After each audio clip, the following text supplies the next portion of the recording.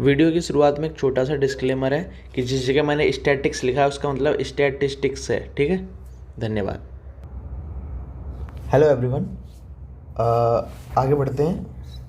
अभी तक हमने यूनिट 4 में introduction of quantitative data analysis पढ़ा था, जिसके अंदर हमने introduction, types of quantitative data, ways of representation, bar graph, ये सब पढ़ा था उसमें, ठीक है। Features of quantitative data analysis पढ़ा था, फिर एडवांटेज और साथ में लिमिटेशंस यानी कि डिसएडवांटेज देखे थे, और इससे पहले हमने कलेक्शन मेथड भी देख लिया था, क्वांटिटेटिव डेटा को कैसे कलेक्ट करते हैं उन मेथड्स की बात कर ली थी, ठीक है। ये मैंने PYQs भी आपको दिखा दिए थे, तो इसमें ये चीज़ क्लियर हो गई थी आपकी, ठीक है। ये आज होगी, आज पढ़ेंगे इसके बारे में, ठीक है। और इसमें ये भी आज पढ़ेंगे पूरा डिटेल में, ठीक है। ये भी आज पढ़ेंगे। और ये हो गया था आपका, जिसमें टूल्स रह गया था, वो टूल्स भी आज ही पढ़ेंगे। टूल्स में आप डिस्क्रिप्टिव और क्या कहते हैं इन्फ्रेंशियल स्टैटिक्स, यही लिख के आना है आपको, ठीक है, टूल्स के अंदर। तो आज इन सब की बातें करेंगे, ठीक है। तो शुरू करते हैं आज का लेक्चर 2। यहाँ से, ठीक है। लेक्चर टू कह दो या चैप्टर 2 कह दो, क्योंकि पार्ट भी है, ठीक है। तो chapter 2 descriptive and inferential statics, ठीक है। इसमें देखो टॉपिक्स क्या क्या पढ़ेंगे। तो पहले हम डिस्क्रिप्टिव स्टैटिक्स पढ़ेंगे, जिसके अंदर हम बोलते हैं फ्रीक्वेंसी डिस्ट्रीब्यूशन पढ़ेंगे, सेंट्रल टेंडेंसी पढ़ेंगे, और एक वेरिएबिलिटी और या फिर इसको कहते हैं डिस्पर्सन, ये पढ़ेंगे, ठीक है। फिर सेंट्रल टेंडेंसी के अंदर आप मीन, मोड, मीडियन पढ़ोगे, और फिर क्या बोलते हैं इसके अंदर डिस्पर्सन के अंदर आप standard deviation, minimum and maximum values, range, kurtosis, skewness, ये पढ़ोगे, ठीक है। उसके बाद देखेंगे इन्फ्रेंशियल स्टैटिक्स। इसमें काफ़ी सारी ये सब टेक्निक्स में भी यही आएगा। यदि आपका क्वेश्चन टेक्निक्स आता है तो आपको टेक्निक्स में भी यही लिख के आना है, ठीक है। तो टेक्निक्स हैं कई सारी, ठीक है, एक एक करके सबको जानेंगे। कोरिलेशनल, कॉजेशन, प्रेडिक्शन, कॉस्ट टेबुलेशन, या फिर इसको क्रॉस टैब भी बोलते हैं, regression analysis, Monte Carlo simulation, analysis of variance, ANOVA बोलते हैं इसको, factor analysis, cohort, maxdiff, cluster, short, hypothesis test. और लास्ट में हम देखेंगे इन दोनों का डिफरेंस, कि क्या डिस्क्रिप्टिव और इन्फ्रेंशियल स्टैटिक्स में डिफरेंस क्या है, ठीक है। टेक्निक में यही चीज़ लिख के आनी है आपको, ठीक है। तो ये कन्फ्यूज मत होना, ठीक है। अब शुरुआत करते हैं यहाँ से, डिस्क्रिप्टिव स्टैटिक्स। चलो अब आराम से धीरे धीरे से समझो डिस्क्रिप्टिव स्टैटिक्स। इससे पहले आप समझो स्टैटिक्स क्या होता है। तो आपने क्लास 10th में भी एक पूरा चैप्टर पढ़ा होगा स्टैटिक्स के ऊपर, जिसमें कई सारे आपने कर्व्स, ग्राफ्स वगैरह देखे होंगे, है ना। तो स्टैटिक्स का मतलब यदि बेसिकली छोटी सी मोटा मोटा बोलें तो सीधा हम कह सकते हैं ग्राफ्स वगैरह, कर्व्स, बार ग्राफ्स, पाई चार्ट्स, ठीक है। तो यहाँ जो एक इमेज या एक फिगर के द्वारा चीज़ों को हम समझते हैं तो उसको हम स्टैटिक्स के अंदर लेके आते हैं। तो यहाँ हम जो क्वांटिटेटिव डेटा को कलेक्ट करते हैं, एनालाइज करते हैं, ठीक है, वो हम दो तरीके के स्टैटिकल मेथड को हम अपनाते हैं। एक होता है डिस्क्रिप्टिव और एक होता है इन्फेरेंशियल, ठीक है, जिसको हम बाद में देखेंगे। तभी डिस्क्रिप्टिव देखेंगे, नाम से समझ में आ रहा है डिस्क्राइब, तो मतलब ये डिटेल में जाएगा। डिस्क्राइब का मतलब है डिस्क्राइब करेगा पूरा अंदर तक, ठीक है, चीज़ को। डिस्क्रिप्टिव स्टैटिक्स डेफिनेशन देखो तो क्या, it refers to a set of methods use to summarise, data को समराइज करना या डिस्क्राइब करना the main features of data set, ठीक है। किसी डेटा के फीचर्स को डिस्क्राइब करना या फिर उसको समराइज करने की एक मेथड होता है, उसके सेट को हम क्या बोलते हैं, डिस्क्रिप्टिव स्टैटिक्स बोलते हैं, ठीक है। अब इसमें एग्जांपल में दिया है उसने कि सच है जैसे सेंट्रल टेंडेंसी, जिसको हम आगे पढ़ेंगे, वेरिएबिलिटी या डिस्ट्रीब्यूशन, ठीक है, ये हम आगे पढ़ेंगे, फ्रीक्वेंसी डिस्ट्रीब्यूशन भी बोल सकते हैं, ठीक है। अब देखो purely interested in the details of your specific sample, ठीक है, कोई ज़्यादा पॉपुलेशन में नहीं होता, या छोटी सी पॉपुलेशन में होता है, या फिर सैंपल लेते हैं अधिकतर हम, ठीक है, सिर्फ सैंपल्स लेते हैं, ठीक है, डिटेल में जानते हैं उनके बारे में। तो देखो यहाँ पे 3 तरीके के स्टैटिक्स हैं, यहाँ पे descriptive statics, 3 major types of descriptive statics. पहला है आपका फ्रीक्वेंसी, क्या है, पहला आपका है फ्रीक्वेंसी डिस्ट्रीब्यूशन। फ्रीक्वेंसी नाम से समझ में आ रहा है, देखो अब चलो फ्रीक्वेंसी से पहले डेफिनेशन देख लो। It shows the count percent frequency of different outcomes occurring in a given data set. देखो किसी डेटा सेट में या तो उसको हम काउंट करते हैं सीधा, तो उसको फ्रीक्वेंसी डिस्ट्रीब्यूशन बोलते हैं, या किसी की परसेंटेज बताते हैं कि 10% ही है, 4% ही है, ऐसे डेटा को हम शो करते हैं, या हम फ्रीक्वेंसी में शो करते हैं। फ्रीक्वेंसी इन द सेंस आपने फिजिक्स में पढ़ा होगा, जिसमें ऑसिलेशन होता है कि कितना ऑसिलेशन हो रहा है, ठीक है। तो होता है कि 1 सेकंड में कितने टाइम ऑसिलेशन हुआ, कितने टर्न्स हो गए, कि मान लो 1 सेकंड में 2 हो गए या 2.5 हो रहा है, तो 2.5 हर्ट्ज ऐसे आता है ना। तो फ्रीक्वेंसी में बताए ऐसे कब्स में, ठीक है, तो उसे भी फ्रीक्वेंसी डिस्ट्रीब्यूशन कहेंगे। या आपको काउंट में बताए या परसेंटेज में बताए, ठीक है, डेटा को परसेंटेज में बताए कि 10% लोग ऐसे हैं जो गरीब हैं, 40% लोग ऐसे हैं जो 8 लाख से ज़्यादा कमाते हैं एनुअल, ठीक है, और फिर कुछ हैं बियॉन्ड 10 लाख कमाते हैं एनुअल, ठीक है। तो ऐसे परसेंटेज आपको बता रहा है, तो वहाँ का मतलब भी क्या है, फ्रीक्वेंसी डिस्ट्रीब्यूशन है। या काउंट बताए, एग्जाम्पल में मान लो 286 पीपल ऐसे हैं जिन्होंने, जिसके अलग अलग कलर के हेयर्स हैं, ठीक है, डिफरेंट हेयर कलर्स, ठीक है। मान लो ब्राउन कलर 130 लोगों का है, ब्लैक हेयर 39 लोग हैं जो काले बाल रखे हैं, ब्लॉन्ड कलर, मतलब मैंने कलर की कोशिश की थी लेकिन यहाँ तरीके से दिखा नहीं सकते, लाइट हो जाएगा कलर और फिर इतना मिसमैच वगैरह, ठीक है, समझ जाओ। ब्लॉन्ड हेयर 91 लोग ऐसे हैं, अबर्न हेयर, ठीक है, 13 लोगों के, ग्रे हेयर कितने, 13 लोगों के हैं, ठीक है, ऐसा सीन है। तो ये क्या काउंट बता रहा है ना सीधी कि 130 39, तो ये क्या फ्रीक्वेंसी डिस्ट्रीब्यूशन हो गया यहाँ पे, सिंपल फ्रीक्वेंसी डिस्ट्रीब्यूशन समझ में आया। It shows the count, percent या फ्रीक्वेंसी ऑफ डिफरेंट आउटकम्स, ठीक है। आगे समझो, सेंट्रल टेंडेंसी समझते हैं सीधा। सेंट्रल टेंडेंसी क्या होता है, तो देखो सेंट्रल से समझ में आ रहा है, सेंटर की बात हो रही है, कहीं ना कहीं बीच की बात हो रही है, ठीक है, सेंटर की। तो central tendency measures is defined as the number use to represent the centre और मिडिल, ठीक है। क्या करता है, कुछ ऐसे नंबर्स जो इनका यूज़ करके हम उसको रिप्रेजेंट करते हैं एज अ सेंटर या फिर मिडिल में of a set of data value the 3 common use. देखो अभी नहीं समझ में आई होगी डेफिनेशन, तो इनके बाद समझ में आ जाएगी जब ये पढ़ेंगे हम, ठीक है। तो पहला है मीन, क्या कह रहा है, average value of all the data points. सीधी सी बात है, मीन में ये, जैसे हमने अभी ये एग्जाम्पल जो लिया था हेयर वाला, टोटल 286 हैं, जिसमें ब्राउन हेयर हैं, ब्लैक हेयर हैं, ब्लॉन्ड हेयर हैं, अबर्न हेयर हैं या ग्रे हेयर हैं, ठीक है। तो इसका मीन कैसे निकालेंगे, तो सिंपल है, इन सब का हम ऐड करेंगे पहले, 130 प्लस 39 प्लस 91 प्लस 13 प्लस 13, ठीक है। इनका ऐड और डिवाइड करेंगे कि कितनी काउंट है इनकी, 1 2 3 4 और 5, मतलब नंबर कितने हैं इनके, 5, ठीक है। तो 5 से डिवाइड कर देंगे, जो भी वैल्यू आएगी लगभग इसकी आएगी, एक सेकेंड, 57.2 हो जाएगी, ठीक है। ये तो ऐड करके आपको पता है, मैंने पहले यहाँ लिख दिया 286, तो 286 अपॉन 5 हो जाएगा। जितने भी कलर के हेयर हैं, मतलब जितनी भी काउंट है उनकी, तो 5 है, तो 57.2 लगभग हो जाएगी। तो ये आपका मीन है, बीच का आ जाएगा एक तरह से, तो सेंटर और मिडिल से मतलब यही है उसका, ठीक है। एग्जाम्पल में यही था, ठीक है। फॉर्मूला लिखना है तो आप लिख सकते हो number of blonde hair plus जो भी एग्जाम्पल डालो उसका upon divide by total numbers, ठीक है। मीडियन कैसे निकालते हैं, तो मीडियन में कह रहा है सेंट्रल और middle value in the data set. देखो तो हम सबकी लिखते हैं, सबसे ज़्यादा 130 है, इसमें देखो यहाँ 130 है, ब्राउन हेयर 39 है, ब्लैक हेयर, ठीक है, फिर 91 है ब्लॉन्ड हेयर, अबर्न हेयर है 13 और ग्रे हेयर है 13। अब कह रहा है मीडियन में क्या कह रहा है, सेंट्रल और middle value in the data set. तो इसका मतलब ये नहीं है ये वाली हो जाएगी काउंटिंग के हिसाब से।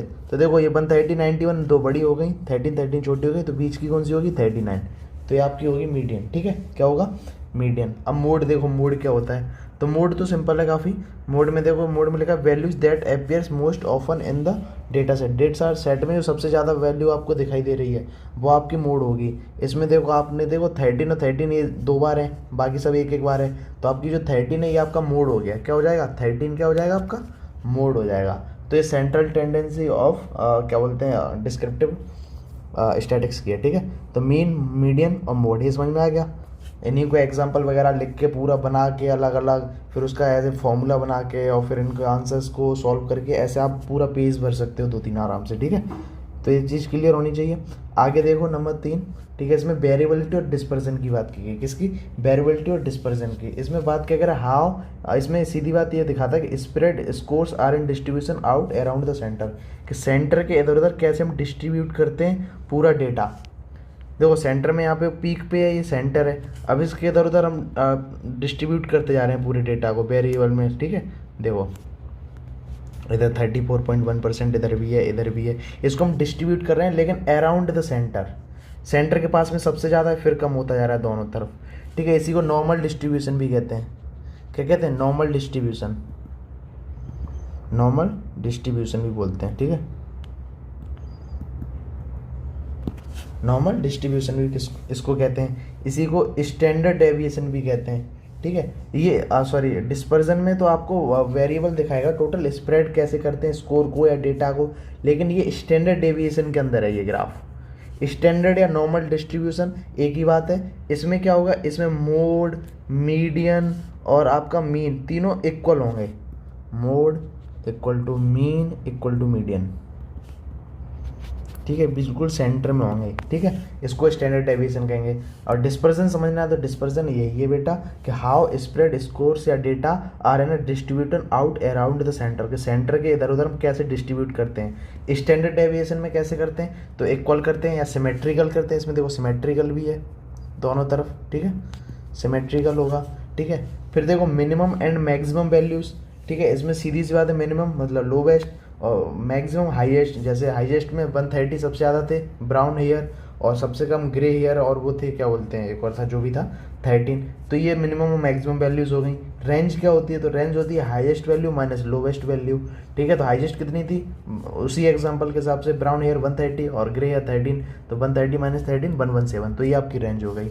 अब ये तो समझो कुर्टोसिस और स्क्यूनेस, ठीक है, कुर्टोसिस और स्क्यूनेस, इनमें क्या होता है, ये भी डेटा को दिखाता है। ठीक है, क्या करता है, डेटा को शो करने का तरीका होता है, अलग अलग ग्राफ्स होते हैं एक तरह के। तो देखो कुर्टोसिस में क्या होता है, कुर्टोसिस में बेसिकली 3 प्रकार के कर्व्स से होते हैं। सबसे ज़्यादा जो पीक पे जा रहा है ये आपको पॉजिटिव डेटा दिखा रहा है कि हाँ कैसा निकलेगा आगे जाके, पॉजिटिव डेटा हमने जो भी है, यदि ऐसा कोई ग्राफ बन रहा है तो इसका मतलब ये पॉजिटिव है।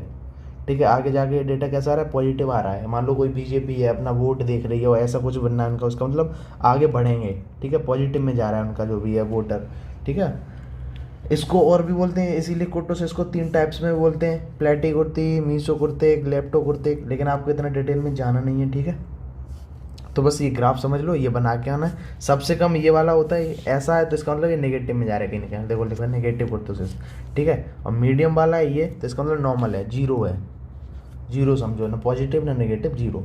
ठीक है, आई बात समझ में, तो इसको कुर्टोसिस बोलते हैं। स्क्यूनेस, देखो स्क्यूनेस में भी डिस्ट्रीब्यूट करते हैं डेटा को अराउंड द सेंटर। अब देखो इसमें 2 तरीके होते हैं, एक होता है क्या कहते हैं पॉजिटिव में जाने वाला, ठीक है, ये पॉजिटिव स्क्यूड है, और ये नेगेटिव स्क्यूड है, स्क्यूड। ठीक है, नेगेटिव स्क्यूड है, कैसे समझो, मोड सबसे ज़्यादा, फिर मीडियन कम हुआ और मीन, इधर ये पॉजिटिव वे में जा रहा है, इधर पॉजिटिव साइड में जा रहा है। ठीक है, इसीलिए इसको पॉजिटिव स्क्यूड बोलते हैं। और इसमें देखो मोड, मीडियन और ये मीन, इसमें ये अपोजिट जा रहा है, ऐसा जा रहा है, ये नेगेटिव साइड है। ठीक है, तो इसको नेगेटिव स्क्यूड भी बोलते हैं, ये स्क्यूडनेस में आता है। ठीक है, इसको आप ऐसे भी अच्छा लिखा हुआ है इसमें, देखो ये लिखा है, देखो मीन सबसे ज़्यादा है इसमें, मीडियन उससे कम और मोड उससे कम, सबसे कम मोड है, फिर भी मोड सबसे ज़्यादा है। यदि नंबर ऑफ स्टूडेंट्स की बात है, कोई एग्जांपल होगा, रिजल्ट है, इधर नंबर ऑफ स्टूडेंट, सबसे ज़्यादा नंबर ऑफ स्टूडेंट मोड पे यहाँ है, फिर ठीक है इधर मीडियन और फिर इधर मोड। सीधी बात है, तुमको ये 2 ग्राफ बना के आने, इसमें लिखना है पॉजिटिव स्क्यूड, ये चीज़ लिख के आनी है, इधर नेगेटिव स्क्यूड और ये चीज़ लिख के आनी है। ठीक है, और बात रही डेफिनेशन की, तो डेफिनेशन में सीधी आप लिख सकते हो कर्व्स होते हैं, मतलब जो भी बनानी है आपको वैसे बना देना, कर्व्स होते हैं, पॉजिटिव होता है, नेगेटिव होता है। ये आपके डेटा को जो यहाँ पे मैंने बताई थी ये चीज़ कि स्कोर से इसको distribute out around the centre करते हैं, लेकिन किस तरीके से, पॉजिटिव और नेगेटिव वे से। ठीक है, नेगेटिव में दिखा देना, पॉजिटिव में दिखा देना, ये खत्म। तो आपका देखो इतना तो पूरा हो गया डिस्क्रिप्टिव एनालिसिस। ठीक है, क्या हो गया, डिस्क्रिप्टिव एनालिसिस। अब हम बात करेंगे इन्फेरेंशियल की, किसकी, कहाँ गया, इन्फेरेंशियल स्टैटिक्स एनालिसिस कह रहा हूँ मैं। ठीक है, कोई बात नहीं, क्वांटिटेटिव डेटा एनालिसिस की पार्ट्स हैं, इन्फेरेंशियल स्टैटिक्स की बात करेंगे। इससे पहले हमने डिस्क्रिप्टिव की बात कर ली है, वो कंप्लीट है। इसमें हम बात करेंगे, तो पहले इसकी डेफिनेशन की बात करते हैं, होता क्या है। ठीक है, वहाँ हमने बात की थी, वहाँ हम काउंट करते हैं, पॉपुलेशन छोटी सी होती है हमारी और एग्जैक्ट होती है, डिस्क्राइब करते हैं। यहाँ ऐसा नहीं है, यहाँ पे हम करते हैं प्रेडिक्शन। जो भी डेटा लेते हैं हम वो आज से फ्यूचर में देखते हैं कि फ्यूचर में क्या होगा, उसकी वजह से हम ऐसा प्रेडिक्ट करते हैं। ठीक है, भविष्य देखते हैं, भविष्यवाणी करते हैं, मान लो पुराने ट्रेंड्स वगैरह देख के, जानकारी देख के। ठीक है, कि तुम्हारा कोई दोस्त है, हर बार तुमसे रुपए लेके जा रहा है, 100 रुपये, अगली बार फिर ले गया 100 रुपये, अगली बार 200 ले गया और कभी वापस नहीं दे रहा, तो आप आगे जाके उसको दोगे 1 2 3 के बाद, तुम्हें पता है वो वापस नहीं देगा। तो आपने प्रोटेक्शन कैसे की, पुराना डेटा देखकर, कि हाँ पुराने इतने रुपए लेके गया, वो तक तो दिए नहीं, अब क्या देगा। ठीक है, तो आप इस तरीके से क्या कर सकते हैं, ये एक तरीके डेटा कलेक्ट करने का मेथड है। ठीक है, तो इन्फेरेंशियल में यही सब तरीके जानेंगे और टेक्निक्स इसके अंदर। तो देखो इसमें डेफिनेशन क्या लिखी है, making estimate about population, population के बारे में अनुमान लगाते हैं। ठीक है, you will use inferential statics to make prediction, ठीक है, प्रिडिक्शन की बात की उसने वही कि इन्फेरेंशियल स्टैटिक्स या टेक्निक्स को यूज़ करके आप क्या करते हैं, प्रिडिक्शन लगाते हैं किसी भी चीज़ की, ठीक है। ये दो प्रकार से प्रिडिक्शन लगाते हैं हम, डिफरेंट बिटवीन ग्रुप्स, कि दो ग्रुप्स में बांट देते हैं। जैसे एक हाइट चेक करनी है आपको, ठीक है, मील आपने दिया सेम दो लोगों को, एक तरफ मेल हैं एक तरफ फीमेल हैं, ठीक है, आपने दोनों को मील दिया, ठीक है, खाना दिया। अब आप ये चेक कर रहे हो किसकी हाइट कितनी बढ़ रही है, पहले से कितनी 1x बढ़ी, 2x बढ़ी, 3x बढ़ी, 2 सेंटीमीटर बढ़ी, 3 सेंटीमीटर। तो ये आपने डिफरेंट बिटवीन ग्रुप्स, ठीक है, दो अलग ग्रुप्स बांट दिए, फिर उसको डिफरेंस में डेटा आपने कलेक्ट किया, तो इसको बोलते हैं डिफरेंट बिटवीन ग्रुप्स, ठीक है। एक क्या होता है, सॉरी, ठीक है, एक होता है रिलेशनशिप बिटवीन वेरिएबल्स, आपस में रिश्ता देखते हैं। मान लो बॉडी वेट चेक करना है और योगा, कि आपका बॉडी वेट कितना है और आप पूरे दिन में कितने घंटे योगा करते हो। आप 2 घंटे योगा करते हो तो आपका बॉडी वेट इतना है, आप 3 घंटे योगा कर रहे हो तो आपका बॉडी वेट इतना कम हो गया, ठीक है। तो ये चीज़ें चेक की जाती हैं रिलेशनशिप बिटवीन 2 वेरिएबल्स है, मोर देन 2 वेरिएबल्स, तो वहाँ पे आएगा बॉडी वेट, वो सॉरी क्या बोलते हैं, रिलेशनशिप बिटवीन वेरिएबल्स। और यहाँ पे हम एक प्रेडिक्शन करते हैं ग्रुप्स के बीच में, ठीक है। आगे बढ़ो, इसी में अब टाइप्स देखते हैं, टेक्निक्स भी कह सकते हैं उनको, कि टेक्निक्स क्या है इन्फेरेंशियल स्टैटिक्स की। तो पहले क्रॉस टेबुलेशन, क्रॉस टैब भी बोलते हैं इसको। क्रॉस टेबुलेशन में कुछ नहीं है, देखो रिलेशनशिप बिटवीन 2 और मोर देन 2 ग्रुप्स होंगे, सीधा एग्जांपल से समझो, बात ही खत्म। क्रॉस टेबुलेशन में इसमें इतनी सी बात समझो, रिलेशनशिप बिटवीन 2 और मोर देन 2 ग्रुप्स। देखो यहाँ पे एक स्मार्टफोन लिया हमने, टैबलेट ली, Bluetooth earphone, laptop, USB mouse, laptop adapter, ठीक है। एक साइड आपने क्या लिया, प्रोडक्ट ले लिया ही जो भी है, मतलब P1 प्रोडक्ट कैटेगरी लिख दी उन्होंने। उसका रीजन में लिखा कि रीजन 1 हम गए, मान लो रामजस कॉलेज में, हंसराज में, हिंदू में, सत्यवती में, या कुछ भी मान लो इधर, ठीक है, ऐसे कॉलेज में आप गए हो। अब आप देख रहे हो स्मार्टफोन रीजन 1 में कितने बिके, मिलियंस में, 132 मिलियंस, ठीक है। रीजन सेल्स यहाँ 78 मिलियन है, यहाँ 78 है, टोटल इतनी हुई। तो देखो इधर भी आपने दो से अधिक ग्रुप बांटे हैं और इधर भी 2 से अधिक ग्रुप बांटे हैं, तो इसी चीज़ को हम बोलते हैं क्रॉस टेबुलेशन। और ऐसे टेबुलर सा फॉर्म बना के और उस डेटा को कलेक्ट करना और बाद में इसको समराइज़ करना, ठीक है। तो यही चीज़ होती है आपकी क्रॉस टेबुलेशन है, क्रॉस टैब, ठीक है। वही लिखा है मोर देन 2 ग्रुप्स, ठीक है, रिलेशनशिप बिटवीन 2 और मोर देन 2 ग्रुप्स, ठीक है। समझ में आ जानी चाहिए, आई थिंक नॉर्मल सी बात है। डेफिनेशन वगैरह आप बना सकते हो, बना के लिख के आओगे, क्योंकि आपको पेज भर नहीं होंगे, क्योंकि 18.72 का शायद मे बी 75 का एक क्वेश्चन आएगा, टोटल 8 क्वेश्चन आएंगे, आपको 4 करने होंगे, तो काफ़ी भरना है, तो फिर देख के बना के लिखना ही है आपको। रिग्रेशन एनालिसिस समझे, रिग्रेशन एनालिसिस है क्या। रिग्रेशन एनालिसिस भी रिलेशनशिप है आपस में, लेकिन कैसा, relationship between dependent and a set of independent explanatory variables. तो कुछ आपस में डिपेंड भी करेंगे, कुछ ऐसे सेट होंगे जो इंडिपेंडेंट होंगे, और उन सब का रिलेशनशिप दिखाना है आपको। जैसे एक एग्जांपल से समझते हैं, एग्जांपल में ये क्या है, एक वाटर प्यूरीफायर कोई कंपनी है जो बेचती है, अब वो क्या कर रही है, wanted to understand the factors leading to brand favourability, ठीक है, लोग कैसे रेट कर रहे हैं, क्या उसमें अच्छा देख रहे हैं, क्या बुरा देख रहे हैं, ठीक है, किस तरीके से हम इसको आगे बढ़ा सकते हैं, किस चीज़ में हमारा जो भी प्रोडक्ट है वो अच्छा है। तो उन्होंने एक लिया, ठीक है, ये बाद में जब लेने के बाद पूरा रिकॉर्ड फिर उन्होंने ये बनाया है, ठीक है। तो इसमें देखो रिलेशनशिप आपस में होंगे भी, कुछ चीज़ें डिपेंड होंगी एक दूसरे से, कुछ इंडिपेंडेंट होंगी। तो देखो इसमें लिखा है जैसे it is useful in daily life, ठीक है, वाटर प्योरीफायर है तो डेली लाइफ में यूज़ करेंगे, ठीक है। Give us purified water every day, ठीक है। अब हो सकता है कि मेंटेनेंस गुड हेल्थ है इसकी, मेंटेनेंस अच्छा है इसका, इसलिए वाटर प्योरीफाई अच्छी तरीके से दे रहा है, तो ये डिपेंड भी कर सकता है आपस में, लेकिन ये इस पर कोई डिपेंड नहीं करता। तो ये आपस में डिपेंड भी करते हैं कुछ चीज़ों पे, कुछ चीज़ों पे नहीं भी करते हैं, उन सब के रिलेशनशिप को एक साथ दिखाता है, ठीक है। इतनी सी बात है इसमें। It is to use offer good after sale service, ठीक है, तो ऑफर गुड मिलते हैं सेल सर्विस के बाद। It is one thing we can't live without, ठीक है, ये अपना अलग चल रहा है, इंडिपेंडेंट अपना ही लिख रहा है। Warm water dispense is what I love, ठीक है। Customer service is just a phone call away, minimum power consumption, kids can use safely, ठीक है। तो ऐसे कई हैं जो एक दूसरे पर डिपेंड भी करेंगे, नहीं भी करेंगे, ठीक है। आगे देखो, आगे है मोंटी कार्लो एनालिसिस, ये तो एक ब्रांड भी है। चलो मोंटी कार्लो एनालिसिस, ये बहुत ही सिंपल है और समझो क्या है। कंप्यूटराइज टेक्निक है जो जनरेट करती है पॉसिबल आउटकम्स को, ठीक है। कंप्यूटराइज टेक्निक है, जैसे आपने कई मूवीज़ या हैकिंग वगैरह वाली साइंटिफिक से रिलेटेड मूवीज़ देखी होंगी, तो उसमें वो कंप्यूटर वगैरह पे कुछ भी लिखते विखते हैं और फिर देखते हैं टोटल आउटकम्स कितने हैं। जैसे कोई आईपी एड्रेस को हैक करते हैं तो टोटल आउटकम्स देखते हैं कि मान लो 3 जगह ये लोकेशन हो सकती है, यहाँ या यहाँ या यहाँ, तो ये टोटल पॉसिबल आउटकम्स होते हैं एक तरीके से, ठीक है। कई चीज़ों में आप गूगल वगैरह पे, मतलब गूगल पे तो नहीं, मतलब कंप्यूटराइज टेक्निक होती है ना कई तरीके की, जिसमें आप पॉसिबल आउटकम्स पता लगा लेते हो। मान लो कोई पासवर्ड है, ठीक है, 4 नंबर का पासवर्ड है कोई, ठीक है, 1 2 3 4। अब कोई कंप्यूटर में ऐसा ऐप है वगैरह, तो वो 4 के टोटल पॉसिबल आउटकम्स बता देगा। प्रोबेबिलिटी, सीधी सी बात, प्रोबेबिलिटी बताता है, प्रोबेबिलिटी, ठीक है, प्रोबेबिलिटी इस बारे में बात करता है। कंप्यूटर एक टेक्निक होती है, तो वो टोटल आउटकम्स बता देगा कि इतने सारे आउटकम्स हैं, ठीक है, इतने में से कोई ना कोई एक पासवर्ड होगा आपका इसका, ठीक है। तो ऐसी कई चीज़ें होती हैं जो कंप्यूटराइज टेक्निक जो by of generating possible outcomes, उसको बोलते हैं मोंटे कार्लो एनालिसिस, ठीक है। अगला देखो, एनालिसिस ऑफ वेरिएंस या अनोवा बोलते हैं इसको। सिंपल सी बात है, इसमें क्या करें, splits and aggregate variability found inside a data set in 2 parts. देखो सीधी सी बात यहाँ पे ये है, कोई भी डेटा होता है उसको 2 भागों में बांट देते हैं हम। पहला होता है सिस्टमेटिक फैक्टर, दूसरा होता है रैंडम फैक्टर, ठीक है। अब होता है क्या, सिस्टम फैक्टर और सिस्टमेटिक फैक्टर, रैंडम फैक्टर, एक चीज़ होती है जो पूरे डेटा को इन्फ्लुएंस करेगी, दूसरा बिल्कुल भी इन्फ्लुएंस नहीं करेगी।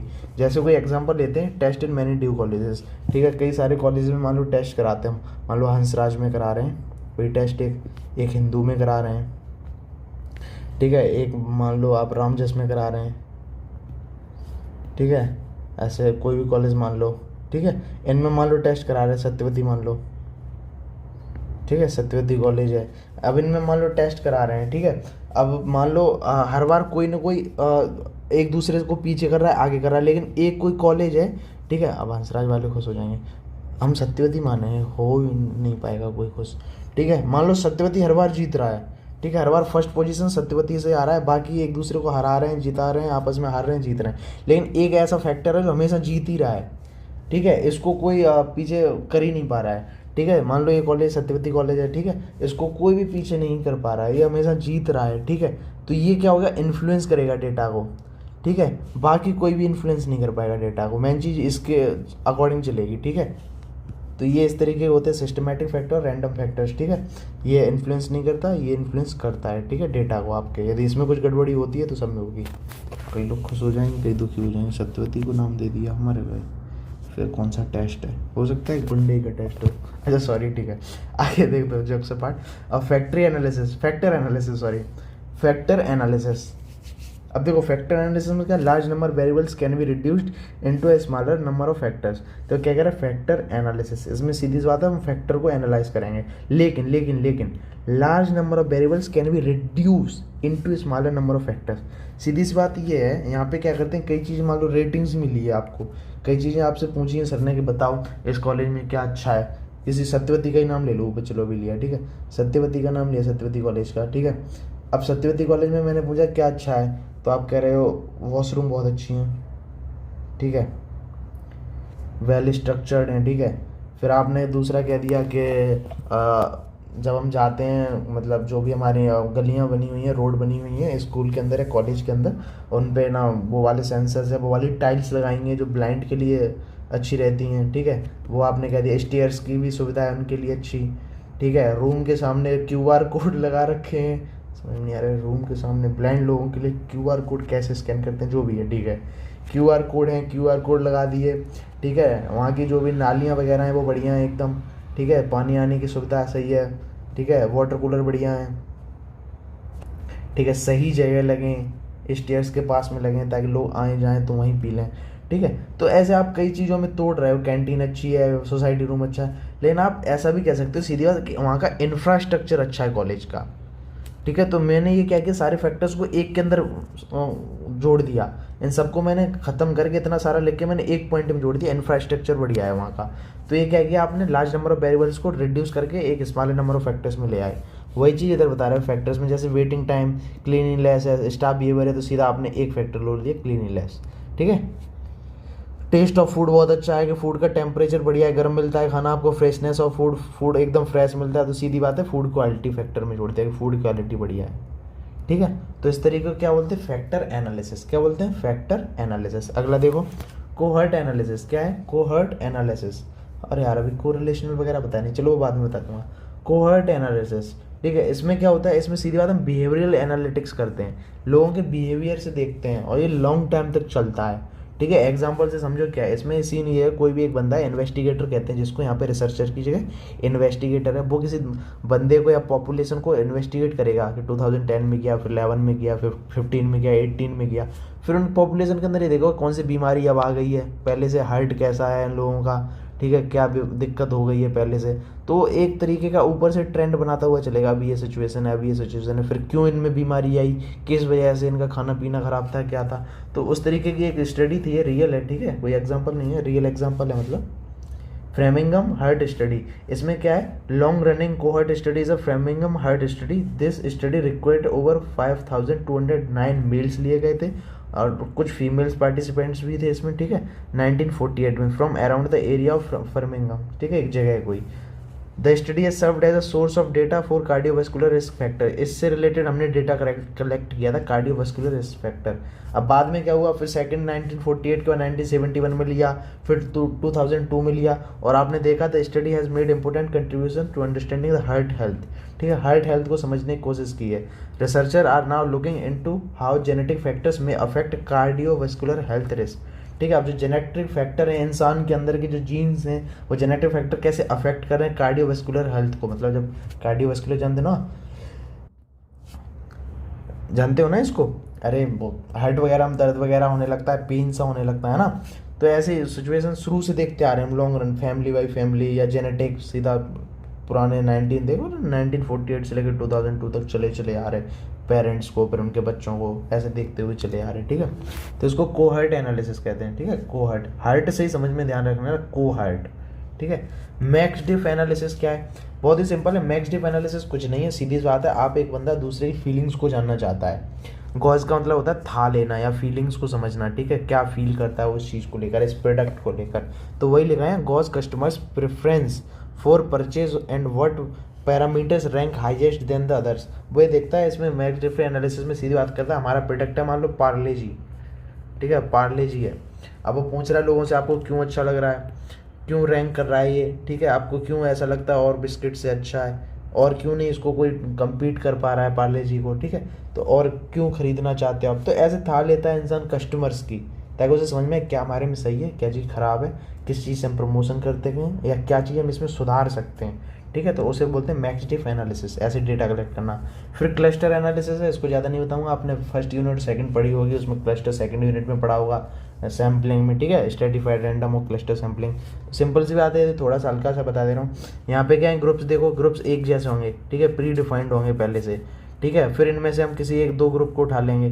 क्लस्टर सैम्पलिंग में आपको पता है 3-4 ग्रुप बांट दिए, पहले से डिफाइंड नहीं है, हमने बांटे हैं, ठीक है, फिर इनमें से बना के फिर हमने किसी सैंपल ले लिया किसी दो का, ठीक है, तो ऐसे होता है क्लस्टर सैम्पलिंग। ज़्यादा डिटेल में जाएंगे नहीं क्योंकि यूनिट 2 में आप पढ़ के आए हो, ठीक है, यही है और कुछ नहीं है, ये अभी तक मेथड ही होगा डेटा कलेक्ट करने का, क्लस्टर, ठीक है। टाइम सीरीज एनालिसिस देखो, टाइम सीरीज में भी कुछ नहीं है, टाइम सीरीज एनालिसिस में सीधे हम पुराने ट्रेंड्स को देखते हुए चले आते हैं, पहले मान लो इकोनॉमिक ग्रोथ ऐसी हो रही है, इंडिया की ऐसी हो रही है, ऐसी ऐसी, और फिर आपने जब ऐसा ट्रेंड बनता आ रहा है तो आप समझ रहे हो ये ग्रोथ होती जा रही है कॉन्स्टेंट, तो आप सोच सकते हो आगे भी होगी, ठीक है, या बनता आ रहा है कि ऐसे वाला है, ठीक है, बार ग्राफ है, तो आपको पता है ये देखो बढ़ती जा रही है तो आगे भी बढ़ेगी, ठीक है। तो ये टाइम सीरीज, टाइम को समझते हुए पुरानी साइकिल्स को समझ के हम जब आगे का प्रिडिक्शन करते हैं कि आगे क्या होने वाला है, स्टॉक मार्केट वाले अच्छे से समझते होंगे इन ग्राफ्स और कप्स को बढ़िया से, ठीक है। फिर देखो स्वॉट एनालिसिस क्या होता है, स्वॉट एनालिसिस इस चीज़ से समझो SWOT, एस का मतलब स्ट्रेंथ, टी और W का मतलब वीकनेस, O का मतलब अपॉर्चुनिटीज़ और T का मतलब थ्रेट्स, ठीक है, वो यहाँ लिखा है देखो ये। तो हम इसमें क्या बेसिकली ये जानते हैं कोई हमारा प्रोडक्ट है, कोई हमारी कंपनी है, तो हम जानते हैं हमारे कंपनी के जो प्रोडक्ट्स हैं उसकी स्ट्रेंथ क्या क्या है, एडवांटेज क्या है, कैपेबिलिटीज़ क्या है, रिसोर्सेज क्या है। फिर हम वीकनेस देखते हैं कि हमारे प्रोडक्ट में वीकनेस क्या क्या है, कि डिसएडवांटेज क्या है, वल्नरेबिलिटीज़ क्या है, लिमिटेशंस क्या है हमारे प्रोडक्ट में, ये रॉ मटेरियल ही नहीं मिल रहा है, जो भी है। अपॉर्चुनिटीज़ में हम देखते हैं इस बिस्किट को हम अगले साल या इस प्रोडक्ट को हम अगले साल कहाँ तक लेके जा सकते हैं, क्या चांसेस हैं इसके, आगे क्या होगा इसके साथ, क्या क्या अपॉर्चुनिटीज़ हैं सीधी, और डेवलपमेंट क्या है, बेनिफिट्स क्या है इसका, ठीक है। फिर थ्रेट्स देखते हैं कि ऑब्स्टिकल्स क्या है, एक्सटर्नल इफेक्ट क्या होगा, रिस्क क्या होगा आगे जाके हमारे लिए, ठीक है। तो ये सब चीज़ें होती हैं। तो इसमें हम ये सब एनालाइज करते हैं, ठीक है, शॉर्ट एनालिसिस के अंदर क्या वीकनेस हैं, क्या अपॉर्चुनिटीज़ हैं, क्या थ्रेट्स हैं, क्या स्ट्रेंथ है हमारी, ठीक है। हाइपोथेसिस टेस्ट होता है, याद मत करो, मतलब याद कर लो इतना कि एफ टेस्ट होता है, जेड टेस्ट है, टी टेस्ट है, कुछ प्रकार के टेस्ट होते हैं, सीरीज बात। ये टेस्ट लिए जाते हैं पॉपुलेशन पे, ठीक है, इस पे पॉपुलेशन पे टेस्ट लिए जाते हैं और टेस्ट के बाद हम बताते हैं हाइपोथेसिस अपनी, ठीक है, कि क्या होगा आप क्या आगे आपके साथ आगे प्रिडिक्शन करते हैं, सिंपल सी बात ये है। फिर आप समझो ये मेन चीज़ जो हमने यहाँ आलस आ गया था मुझे लिखने में, तो मैं लिखा नहीं, सीधा मैंने यहाँ से प्रिंट करना शुरू कर दिया नीचे से, सीधा कंप्यूटर में पहले ये कॉपी पेस्ट किया, जगह जगह से चेंज किया हल्के फुल्के, फिर मैंने यहाँ पे सीधा कॉपी पेस्ट कर दिया, मैंने कुछ लिखा नहीं, ठीक है। देख लो कोरिलेशनल रिसर्च, देखो कोरिलेशनल रिसर्च, ठीक है, होता क्या है बेटा, को रिलेशन, आपस में क्या होगा, रिलेशन होगा, लेकिन ये रिलेशन नॉन एक्सपेरिमेंटल होगा, ठीक है, कोई रिसर्च ये नॉन एक्सपेरिमेंटल होगा, पहले से कोई एक्सपेरिमेंट नहीं कर रखी होगी। In which a researcher measure two variables, कितने मेजर्स करता है, टू वेरिएबल्स को लेता है एक साथ, and understands and assesses the statistical relation between them with no influence from any extraneous variables. या इसी को फिर से समझते, देखो क्या कह रहा है, correlational describe an association between types of variables, and two variables होते हैं mostly, when one variable changes, जब एक वेरिएबल चेंज होता है, so does the other also change, ठीक है, एक की वजह से दूसरा भी चेंज होगा। A correlational relation is a statistical indicator, ठीक है, कोरिलेशन इंडिकेटर है वो, स्टैटिकल वही ग्राफ वगैरह बनाएंगे बाद में, वो अलग बात है, of the relationship between variables, these variables change together, ये एक साथ चेंज होते हैं, ठीक है, दे कोवेरी बट दिस, कोवेरी का मतलब यही है वेरी करना, कोरिलेशन में जो वेरी होता है विद अनदर रिलेटेड वेरिएंट वगैरह के साथ, ठीक है, वही चेंजेस की बात कर रहा है।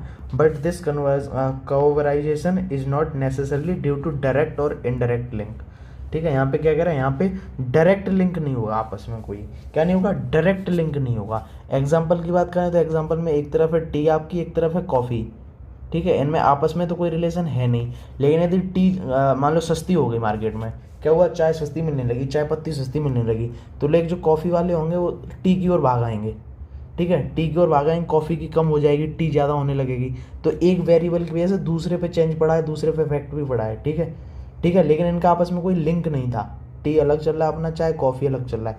कॉजेशन में क्या होता है, कॉजेशन में होता है ये लिंक होता है आपस में, इनमें लिंक होता है, जैसे पेन और इंक, ठीक है, पेन ज़्यादा बिकेंगी तो इंक भी ज़्यादा बनेगी, या इंक ज़्यादा बनेगी तो पेन ज़्यादा बिकेंगी, जो भी है। पेट्रोल प्लस व्हीकल ले लो, पेट्रोल और व्हीकल ले लो, ठीक है, व्हीकल, तो यदि पेट्रोल बहुत सस्ती हो गई तो व्हीकल बहुत ज़्यादा बिकने लगेंगी, ठीक है, ज़्यादा मतलब लोग खरीदने लगेंगे, परचेज करने लगेंगे व्हीकल्स वगैरह को, जो भी पेट्रोल या फ्यूल से चलने वाली हैं।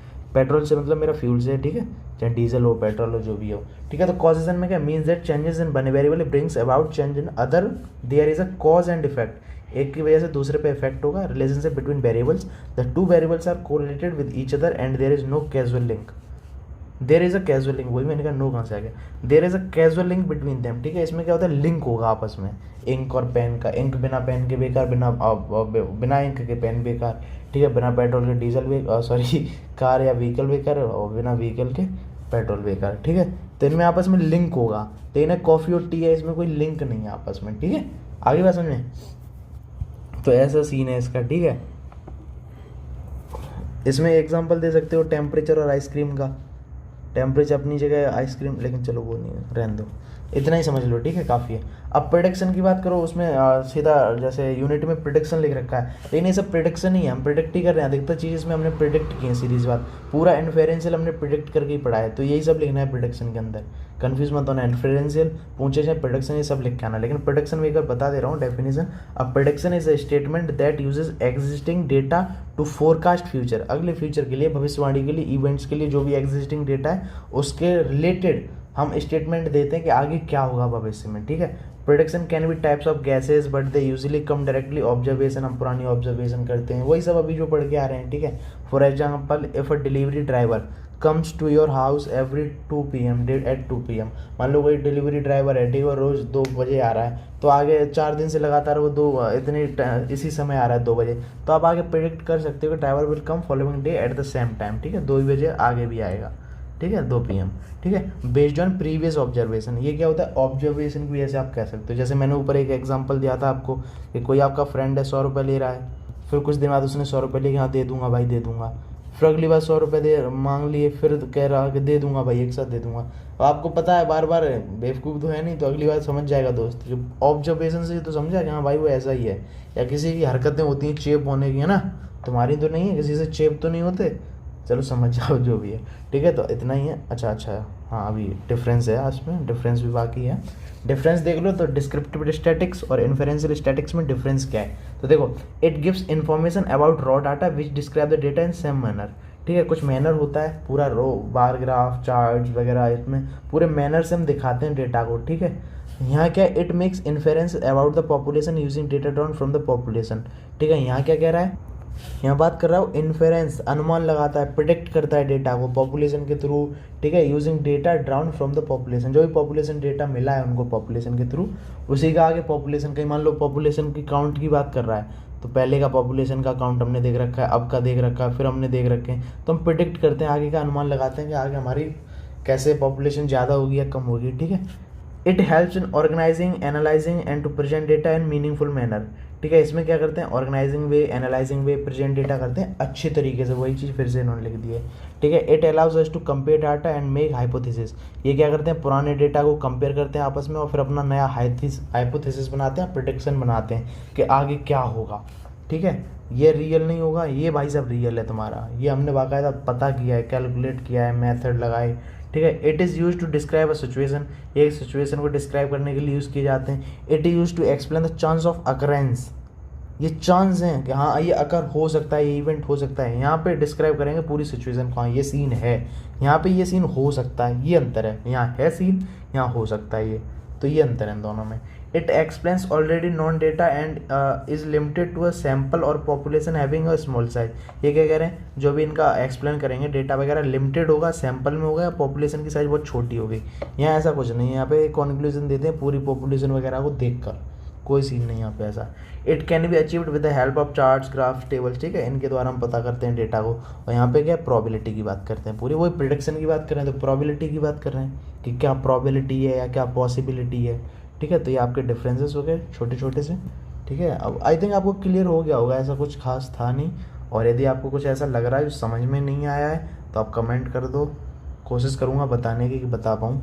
और अब कोशिश करूँगा यूनिट 5 हो पाए तो कोशिश करूँगा कि हो जाए भाई एग्ज़ाम से पहले, वरना जयराम जी की, ठीक है। All the very best exam के लिए, और कोशिश करूँगा यूनिट 5 डाल पाऊँ, अपलोड कर पाऊँ एग्ज़ाम से पहले तो हो जाए, वरना ऑल द वेरी बेस्ट, बढ़िया से करके आना एग्ज़ाम। धन्यवाद, मिलते हैं अगली वीडियो में, बाय। कुछ रह तो नहीं क्या,